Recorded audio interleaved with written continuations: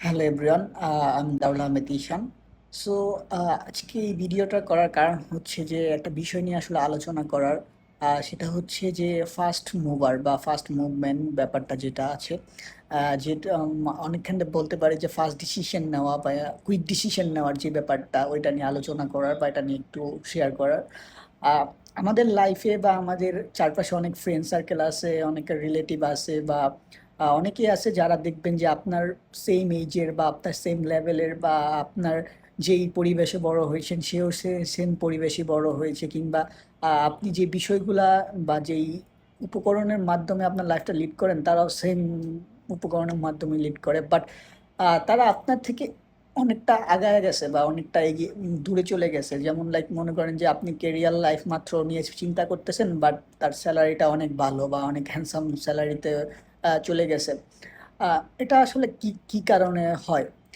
তো দেখা যায় যে আমরা অনেক সময় আসলে আমাদের যেই ব্যক্তিগত লাইফের বিভিন্ন বিষয় নিয়ে আসলে অনেক বিজি থাকি, যেগুলো আসলে কোনো অপ্রয়োজনীয় বা তেমনটা প্রয়োজন নাই। যেমন ভার্সিটিতে যদি বলি, আমরা অনেক সময় ফ্রেন্ড আড্ডা, তারপরে হচ্ছে যে বিভিন্ন খেলাধুলা, গান বাজনা, সেই বিষয়গুলো নিয়ে ব্যস্ত থাকি। বাট ওই যে লোকটা বা ওই যে ছেলেটা যে আসলে এখন অনেক দূরে চলে গেছে বা অনেক দূর আগায় গেছে লাইফে, সে আসলে আহ, তার সে আসলে তার লাইফ নিয়ে বা ক্যারিয়ার নিয়ে অনেক চিন্তা করে, বা সে আসলে কোন জিনিসটা করলে সে একটা ভালো কিছু করতে পারবে সেই জিনিসটা খোঁজার চেষ্টায় থাকে।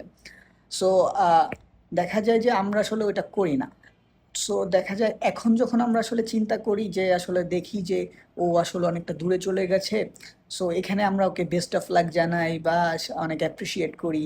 বাট আমাদের ভিতরে আসলে একটা ডিপ্রেশন বা একটা কি বলে ফ্রাস্ট্রেশন কাজ করে, যে আমিও তো সেম জায়গায় ছিলাম, বা ও তো আমার সেম লেভেলই ছিল, বা সেম জায়গায় আমরা একসাথে থেকেছি, তাহলে ওকে কিভাবে আগায় গেছে। বা যদি সিজিপি এর ক্ষেত্রেও বলি, দেখবেন যে আপনারা ফ্রেন্ড সার্কেল সেম আড্ডা দিচ্ছেন, সেম মজা করছেন বা সেম জিনিসই করতেছেন, বাট একটা ছেলে বা একটা ফ্রেন্ড সে সিজি অনেক ভালো করতেছে। সো এটা আসলে ও আসলে একটা টাইমে সে তার পড়ালেখা নিয়ে চিন্তা করতেছে বা ওই দিকটা একটা সময় দিচ্ছে। সো আমরা এটা দিচ্ছি না। তাই বলে কি আমরাও পিছায় গেছি? ব্যাপারটা আসলে এরকম না। আমার কাছে হচ্ছে আপনি যখনটা রিয়ালাইজ করতে পারছেন যে আপনি ওর থেকে পিছায় গেছেন বা আপনারও কিছু একটা করা জরুরি, আপনার সাথে সাথে ওই মুভমেন্ট থেকেই আসলে আপনাকে চিন্তা করতে হবে যে আপনি কোন ডিসিশনটা নেবেন বা আপনি আসলে কোন কাজটা করবেন, যেটা করলে সে হয়তো আগায় গেছে, বাট আপনি আপনার পিছনে যারা আছে, যারা আসলে আপনার এখনকার লাইফটা লিড করতেছে, তাদের থেকে আপনি আগায় যাবেন।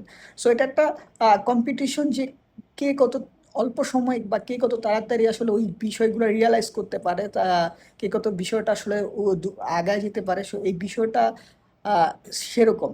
সো আমি মনে করি যে এখনো আমাদের হাতে সময় আছে, বা আমি নিজে পার্সোনালি মনে করি যে আমি যখন মনে হয় যে না, কেউ আমার থেকে আগায় গেছে বা কেউ আমার সেম জায়গা থেকে সে আমার আগে কিভাবে চলে গেল, তখন আসলে আমি এটা নিয়ে ব্যস্ত থাকি না যে সে কিভাবে কিভাবে আগাইলো বা কেন আগাইলো।